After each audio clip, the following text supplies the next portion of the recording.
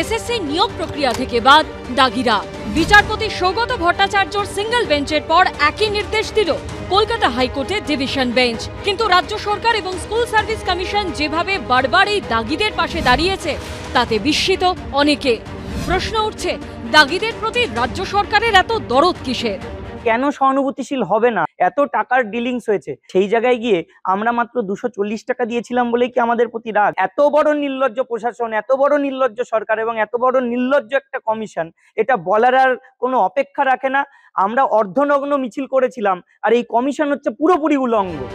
অন্যদিকে বারবার দাগিদের হয়ে রাজ্য সরকার ও এসএসসির মরিয়া সওয়ালকে সামনে রেখেই বিরোধীরা বলছে, এর থেকে বোঝা যাচ্ছে নিয়োগ দুর্নীতির টাকা একা পার্থ চট্টোপাধ্যায়ের পকেটে যায়নি।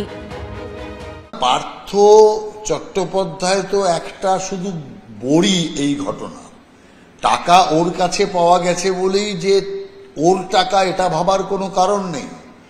অতএব এই দুর্নীতির পেছনে তৃণমূল কংগ্রেসের পুরো প্রতিষ্ঠান জড়িত ছিল, সরকার জড়িত ছিল, এসএসসি জড়িত ছিল, সব মিলেমিশে এক বিশাল দুর্নীতি হয়েছে। বিরোধীরা বারবার দাবি করে এসেছে এসএসসির নিয়োগ দুর্নীতি আদতে প্রাতিষ্ঠানিক দুর্নীতি। এই মামলায় কেন্দ্রীয় এজেন্সির হাতে গ্রেপ্তার হয়েছেন প্রাক্তন শিক্ষামন্ত্রী পার্থ চট্টোপাধ্যায়, মধ্যশিক্ষা পর্ষদের তৎকালীন সভাপতি কল্যাণময় গঙ্গোপাধ্যায়, স্কুল সার্ভিস কমিশনের প্রাক্তন চেয়ারম্যান সুবীরেশ ভট্টাচার্য, কমিশনের প্রাক্তন সচিব অশোক সাহা, প্রাক্তন উপদেষ্টা শান্তিপ্রসাদ সিনহা। অর্থাৎ এক কথায় বললে যারা শিক্ষা দপ্তর চালাতেন। বিরোধীদের প্রশ্ন, একটা দপ্তরের মাথারা এত বড় একটা দুর্নীতিতে জড়িত থাকবেন আর সরকারের কেউ তা জানতে পারবে না, এটা কি হতে পারে? পার্থ চট্টোপাধ্যায় টাকা, বান্ধবী, কোটি কোটি সবাই বুঝে গেছেন, কিন্তু পার্থ চট্টোপাধ্যায় কে?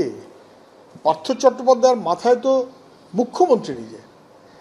এবং যখন প্রেস ক্লাবের সামনে পরীক্ষার্থীরা বসেছিলেন চাকুরির দাবিতে, তখন মুখ্যমন্ত্রী গিয়ে সেখানে স্পেশাল কমিটি করে দিয়ে এসেছেন, যার মাথায় ওই শান্তিপদ সিনহা নাকি একটা।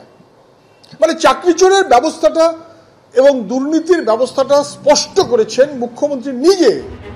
আপাতত দাগিদের নিয়োগ প্রক্রিয়া থেকে বাদ দিয়েছে আদালত, কিন্তু যাদের জন্য এই দাগিরা চাকরি পেয়েছিল তাদের সবার নাম কি সিবিআই তদন্তে আদৌ কোনোদিন উঠে আসবে?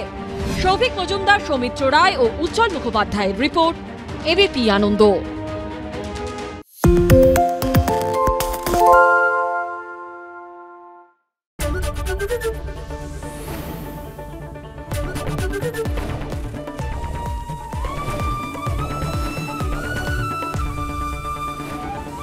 এবিপি আনন্দ, এগিয়ে থাকে, এগিয়ে রাখে।